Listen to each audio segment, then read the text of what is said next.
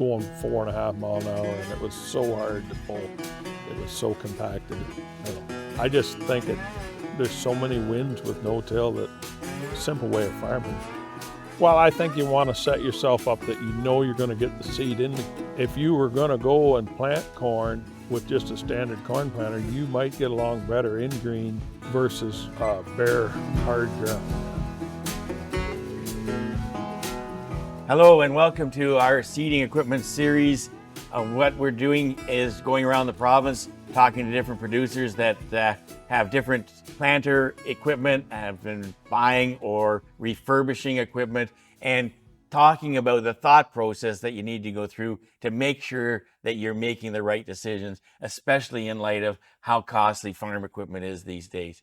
And so we're here at Hunco Farms near Port Hope with Jason and Kevin, and we're going to talk about the equipment that they have to work in their no-till system. And so if one of you can talk about who's involved in the business, and the other can talk about the history to the no-till. Yeah, I'm Jason. I've worked here, be 25 years next year. Kevin, he's worked here for pushing 40 years. And then we have another guy, Phil, he's worked here for 1.5 years. Kevin's brother helps us with the grain buggy. And if we can find a guy to truck, we do. My son helped this spring, in the summertime with wheat running the buggy. So we do get a little bit of extra help, but most of the daily goings on is the three of us. Guys, can you talk about what your seeding equipment is and which one of the planters does what with the crops? Well, we have a 16-row 3605 Kinze corn planter. Brand new this past year. Yeah, this spring it was new. Hydraulic downforce on it, two-row shutoffs on it. A Lorry fertilizer, dry fertilizer openers on it, the heavy-duty ones, trash whippers, and we use the Yetter twister closing wheels on the back. And that is only planting corn. Yes. And then what plants the rest of the crops then?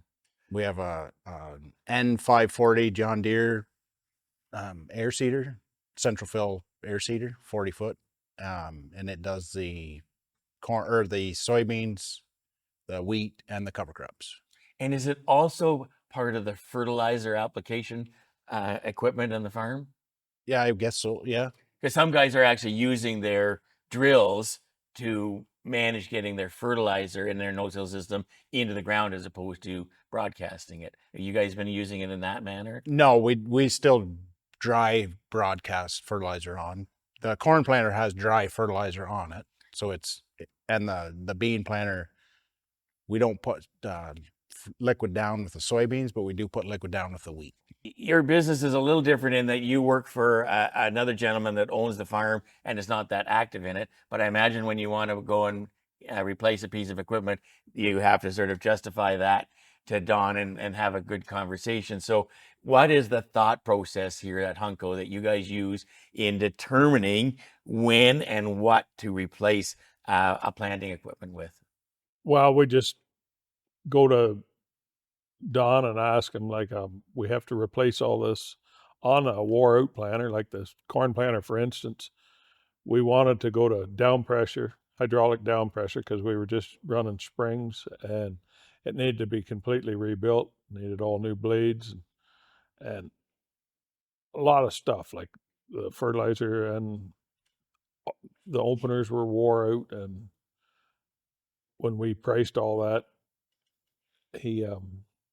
he wasn't really willing to spend that much money on a old planter, so that was the reason for buying a new one, because to upgrade it with two hydraulic down pressure and everything was going to be a lot of money. So can we talk about, as you change to new equipment, especially on planting side, you often go larger, and so other pieces of the system that sort of feed that planter or that feed off that planter need to sort of adapt. So as you buy new equipment, what are the other parts of the operation that you have to be thinking about and maybe even have to come into a change with the purchase of that new piece of equipment? Well, manpower was a bit of it, I guess. That's why we have bigger equipment.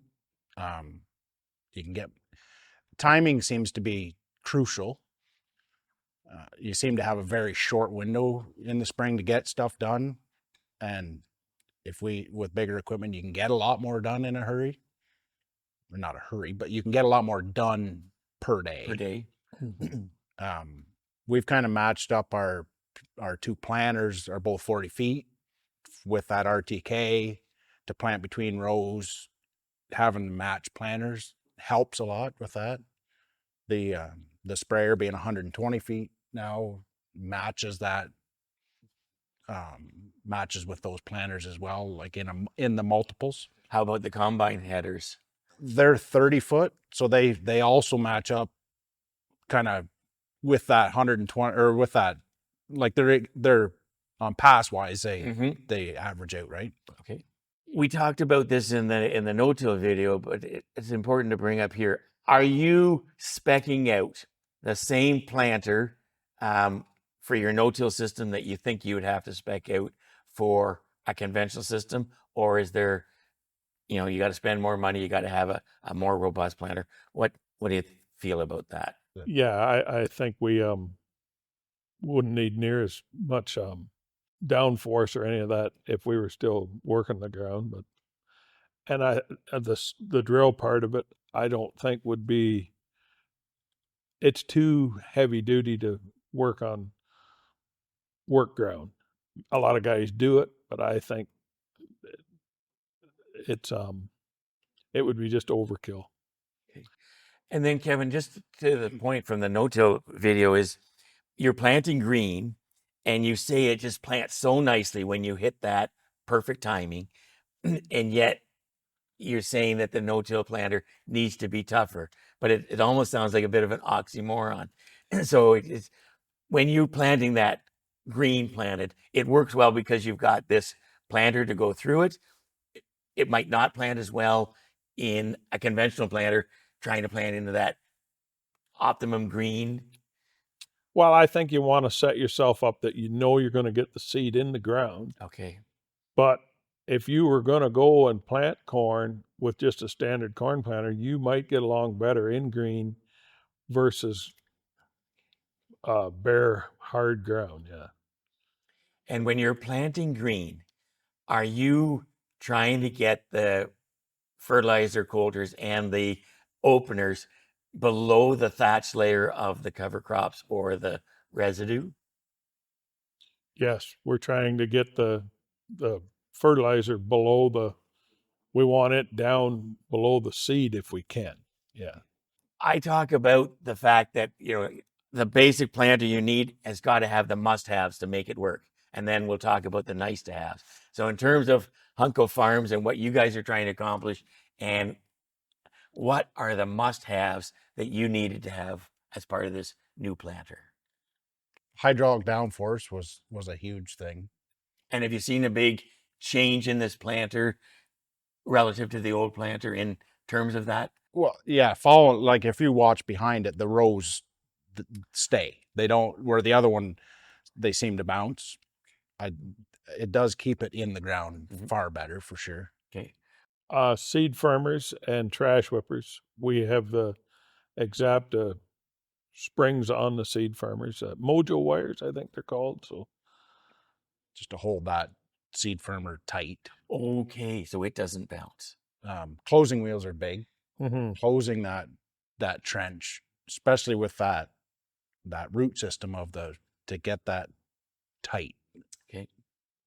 Or not tight, but like get it closed. Yeah. And have you tried different ones and found the ones that you think work the best in your operation? Yeah, our old planter, we had a curvatine that worked really good on really dry ground, and it worked good in like bean stubble, but as soon as it got wet, it didn't seem to work. But it was a rubber tire on one side and a curvatine on the other. And we were going to try 2 curvatines, and we were at the dealer and he handed us these 2 twisters and he said, try them. And so we put them on the middle, and that was in 2019 when it was so wet. And the middle 2 rows when we side dressed corn that year were complete through all the hollows where some of the other spots hadn't filled in and we lost some population there. But then 2 rows that had that twister were all there. And So then if money was unlimited and you really liked gadgets or other pieces of kit, as the Europeans or the UK guys would say, what would be the nice to haves that you don't have but that you think would make a difference? Bigger tires if it was available. Yeah, this one has electric row shutoffs. Just does 2 rows at a time, Okay. which is big, where the other one was just half width. So there is the odd field, well, not the odd, pretty well every field where you may drive from one end to the other where you only need 2 rows or 3-4 rows, or where you had to use half. Section control is big. And so is that a must-have or a nice-to-have then, Jason? I would say it's a must-have now. monitoring, I guess you can always have, it's nice to have good monitoring so you know everything's working. Like a soil sense or the moisture sense, that would be kind of neat, but it might be just something that scares you if you are planting through one little spot of a field that's too wet. And if you didn't notice it, but it told you that, it just something to scratch at the back of your brain at night. So then we're going to move into the walk around of the planter and the drill and have a look at them. And so we'll get to that.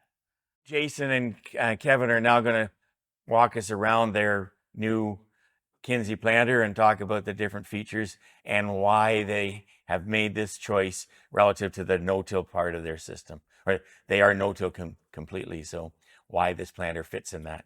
So go ahead, guys. I guess we went to these Alari fertilizer openers because they're good and tough, and we can get our fertilizer in as deep as we can where we want to put it. And we had them on our previous planter and they worked really well for us. And why individual fertilizer boxes? Just to keep the weight spread out across the planter is the main reason. Yeah, central fill stuff's nice, but then to go dry fertilizer, I guess you got to pull a wagon behind you or a cart, I guess, behind you. We still, all of our corn is still bag corn too. We don't run any pro boxes, so individual row units work fine for us. We have these floating row cleaners. Just they seem to work fairly good. On our previous planter, we went to the shark tooth blades, and that really helped in the planting green part. Mm-hmm. We find that where we're planting into the rye, as long as that corn plant can't touch the rye, it doesn't seem to affect it any. But if it's growing with it and the rye is touching the corn, there is some holdback there. And this is something a lot of people have been scared off of rye for, but you're finding that that's all it takes to make it work. Yeah, just keep that row cleaned away from the rye, and it doesn't seem to have that toxicity or whatever it is. There is something, I know a lot of it's just the nitrogen take up, and the rye there's none available for the corn, but there's still, when that rye touches a corn plant, there is a little bit of holdback at the start. But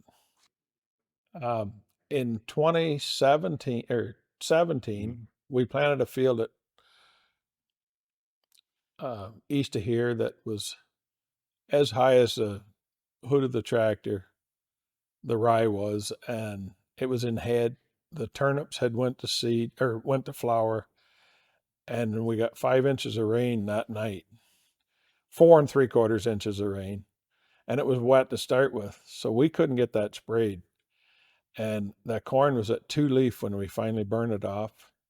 And to this date, that's the best field of corn we've ever grown. Good grief. Amazing. Okay. But we're afraid to try that again. And these row cleaners, are they automatically adjustable, mechanically adjustable? They're just floating. They're just floating. Yeah, they just float. Can you talk about the tires both on the wings and the center? Well, I guess it's there's no wings on this planter, right? So talk about the tires in terms of compaction and weight carrying. Yeah, they're just the ones that come with the planter. I don't know whether maybe we should go to a VF tire or whatever, but There's really not a lot of room for options tire wise anyway. I know like Steve Sickle, he's done some stuff with his Kinze planter, and you can drop the pressures, I guess, but you don't. There's not a lot of room to make a wider tire. It is a frustration I have with the North American manufacturers that they engineer it so that there's not a lot of room to put more rubber under the planters. And I think the Europeans have got something there that we need to catch up on here in North America. Okay, so let's talk about the row units on this planter. I guess they're hydraulic downforce on these. This planter, our other planter was just springs. We run the Yetter twister on both sides for closing. We run Keaton seed firmers. And I don't know, we run it's called a Mojo wire from Exacta. We put them on the Keatons to keep it tight in the trench. This is the Mojo wire, they call it. So it just stiffens that, holds that down in the trench tight. It's hydraulic drive for seed, and it has electric row shutoffs, 2 at a time for section control. And I didn't notice whether it was single or double disc opener. Double disc openers. And the depth wheels are quite wide. Yes. Any thought to going to the narrower ones at all? not on this. Yeah. We, for just planting corn, we've never had any problem with these ones. So, yeah, the seed firmer, the Keaton seed firmers. The first year we no-tilled corn on our own, we set up an old John Deere planter, and we didn't have them. And anywhere it was damp, we had a less population there. So we put these on. I think they were a big help. We've been planting 2.5 inches the last few years since, well, go to these things and they're all talking the cob size and all that, even emergence, sorry. And so we went to 2.5 on everything. We have a field this year that was just, it's not tiled perfect. It's a piece of rented ground. And when we got off where it's systematically tiled at that 2.5 inch, our population isn't quite as good as it should be. And I think we on some of that land, maybe we should come back up. It's heavy ground and it's just maybe a little bit too deep. And in most of those acres where the 2.5 is working, is the emergence pretty uniform? Yes. Okay, so we're here talking about their drill, and guys, take it away. Well, it's an N540C John Deere drill. It works really nice. It has a few issues that could be solved or fixed with it. We run the biggest tire we could get from Deere on it. They're okay, but they're not the best. Yeah, a bigger tire would be definitely a big help. Mm-hmm. How evenly is the weight distributed between front and back on this unit? I think based off, like, we weighed it there last year, I think it was very close. I think when it was full that day, I'm pretty sure that front to back and the wings were even. Mm-hmm. The front wheels do caster on the main frame and the wings. They're walking beams on the center section, not the wings, but it is a terrible design by John Deere. It just flops in there. It sits crooked, so the tires tend to, they look like they tip in. But when you're planning with it, that walking beam just flops. It just constantly flops in there. And it doesn't matter whether you fill it full of grease or not, it constantly flops. When it came here, we looked at it and we thought, like, you've built walking beams on cultivators, machinery forever with roller bearings or tapered bearings in there. And then you come with this with just a shaft with a bushing in it. Well, it isn't even a bushing. Yeah. I guess it has 4 section control on it. So at every 10 feet. And you do need GPS. You cannot run this without GPS. Electric drive, we'll get to that at the back. We run the narrow gauge wheels on it, just mainly for planting our beans in between the corn rows. Yeah, just to get, so you're not tramping on those rows. But now that we've gone to twin 7.5-inch beans, it may be not as crucial to have them in there, but they are nice. And so how did you make that change to the twins? We got running, trying to plant 2 15-inch beans between a 30-inch corn row, and it didn't have to be off very much, and you'd get running right on the row. And that depth wheel run right on the row just lays the beans on top, and you will not get depth. These seed discs are wore on this. They are getting replaced before wheat this year. The front has a little bit of a beveled edge left on it, where the rear, the beveled edge is pretty well gone. So we will not plant wheat with it like this. It needs to be sharp to plant through that trash. These seem to wear, I don't know. A lot of guys say it's corn stalks, but we've been told by a few people that it's soybean stubble that is wrecking these wheels too, because them little soybeans that are short are so tough, right? mm-hmm. Maybe we should look into like those plastic, like Needham wheels maybe would be better. The hard plastic, I'm not sure. These are just rubber. We run the spiked closing wheels on the rear. We like them better than the smooth ones. Yeah, we had smooth ones on our old drill, and we went to the copperhead, and then John Deere's basically went to the same thing. So, and they did help a lot. Just in them days that's one part of doing these big fields is 95% of the field is ready, and there's 5% that we shouldn't be there. But you can't wait for that 5%. It's close, but it's not quite right. So stuff like that does help close the trench. And it's electric drive. Like I said, electric, that's what the generator's for. Runs electric drive. There's 4 electric motors on it. So it does 4 section control. The beam does walk on the back as well, but it's the same as the front. It's just a poor design. It just flops in there. Really not happy with it. Feel it could be made a lot better. The tank is 120 bushel, I believe it is. mm-hmm. So you can plant around 50-ish acres, I believe, if I remember right, of wheat with it, which is fine because the fertilizer is 300 gallons, so it'll plant 60 acres. So you fill seed, fill fertilizer both at the same time. Is there an option on this planter that box can be split in half? No. No? Okay. No. Is that something for the future in terms of being able to have more than one variety on tap in terms of variable?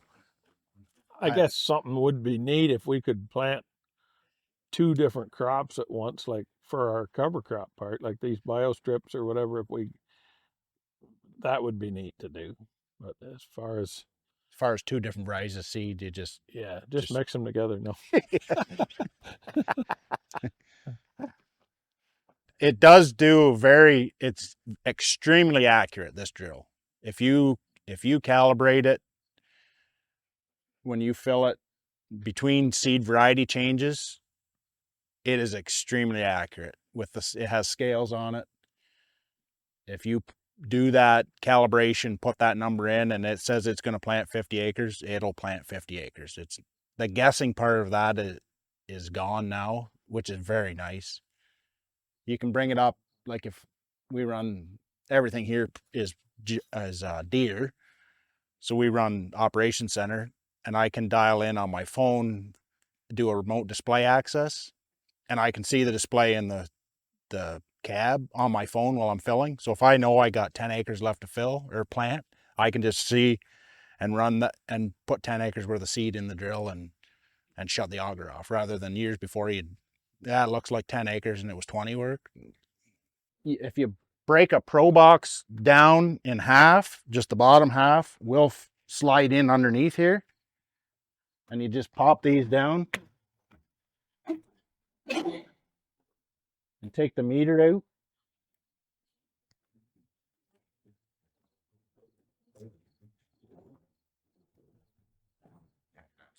And that just runs out. Easy. So yeah, if you were switching between varieties, say we're going from, because we have the Enlist stuff now, the Canva stuff, you want to switch back, if you wanted to switch back and forth, it's very simple. So anything else, guys? I don't think so. Okay. Well, again, thank you for taking the time to show us around the drill and the planter. We really appreciate that. Yep. So my next question to you, you've got the new planter, and then the drill is relatively recent as well. What were the game changers, were those two units that are the reason why they're sitting on this farm? The section control on the seed drill was a big thing. Electric drive. They have a better downforce system on those new drills. What did the new drill replace? It was a 1990 drill before that, which is the same idea, but without the electric drive and the section control on it. And when you think about the thought process that you have to go through, if the decision is to upgrade a planter because new ones are too expensive, where should you start? What are the things that are the first things you need to think about in terms of, this is why I need to replace that planter? Where is I guess, like as far as the seed drill, you can do a few things on it, but it starts getting costly once certain components really get wore out on it, right? Can you talk about, in previous years where you had planters or things that you changed in planters, can you think about any mistakes that you made that you wish you hadn't gone there and that others might be able to learn from not going there? On this planter here behind us, we didn't go with coulters in front of the row unit. We had that on our previous planters. We thought we had to do that little wee bit of a slot there, tillage slot or whatever, and we were a little leery whether we should go away from it, but I think it was a good choice, because that just was putting another thing on the ground that took away your down pressure. So it's interesting to think about the early days of no-till and the innovative farmers, relatively small planters in those days. And every winter they were in the shop with more stuff being added to them. And now we've been sort of in no-till long enough. People seem to be trying to unweight them, take other gizmos off of these planters and strip them down. Do you guys agree with that? Yeah, 100%. Yeah. I guess a lot of guys used to, like first no-till guys would always, like 3 coulters, you got to work that ground ahead of it, right? It essentially was a tillage and a planting implement. Yeah. And you think that we were able to do this, take stuff off and lighten them up because the ground is in better shape from the no-till time? Yeah, or it's experience too, right? Yeah, I think you'd learn from it. It's just that fear of getting over having to see the ground work black, and it's I don't think each year you just plant and you don't worry about it anymore like you used to. The first time we planted into green, it scared us. first time we no-tilled, it scared us. And when you had that first time experience, what percentage of the acres, like you didn't devote everything to that right away, did you? Or did you go cold turkey? No, like the first time we no-tilled, it was, like I say, 35 acres out of, and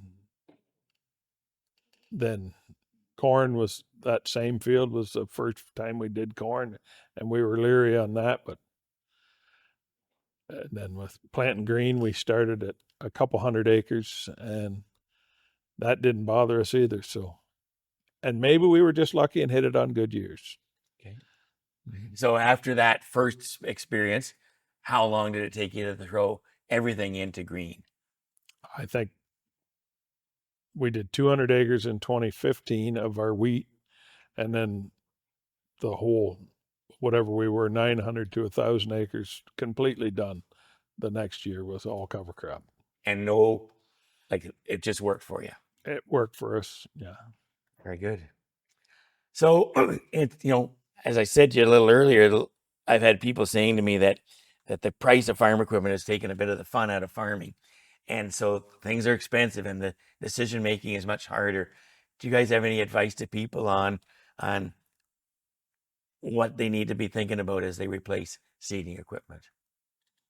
I guess we've thought about a drill with a cart instead of the central fill, which would give you bigger tire options to help with the compaction issue.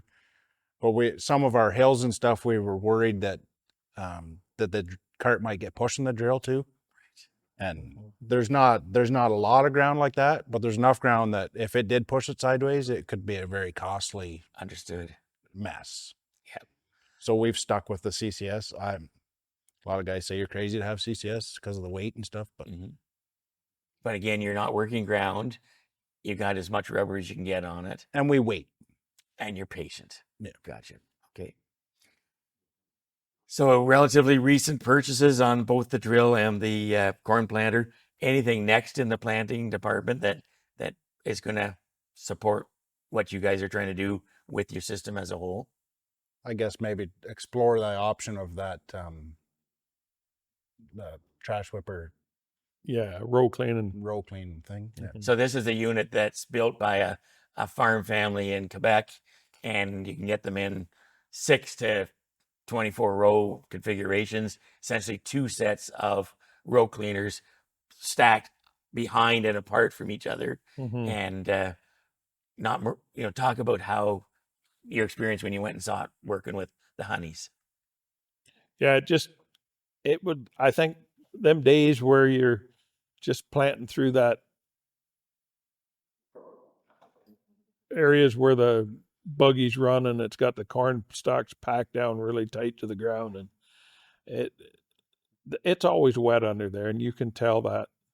And there's just certain varieties of corn, there's so much trash there that it would be nice to have that just pushed off to the side a bit so you know that you're getting down there. So it's not a tillage piece, Kevin, really. It's just, it's clearing the residue. Yes. And so that clearing the residue gets you a little bit more sunlight to dry that out that you're talking about.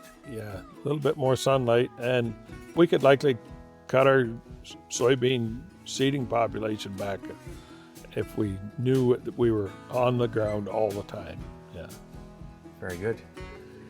Well, that brings us to the end, and I just want to say thank you to Kevin and Jason and Phil for letting me team up with them the last couple of summers to understand their operation and get lots of good video and image of the operation.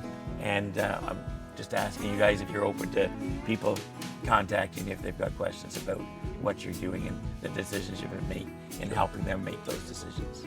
Yep. Awesome. Well, thanks very much, guys. Really appreciate you being part of this. Thank you.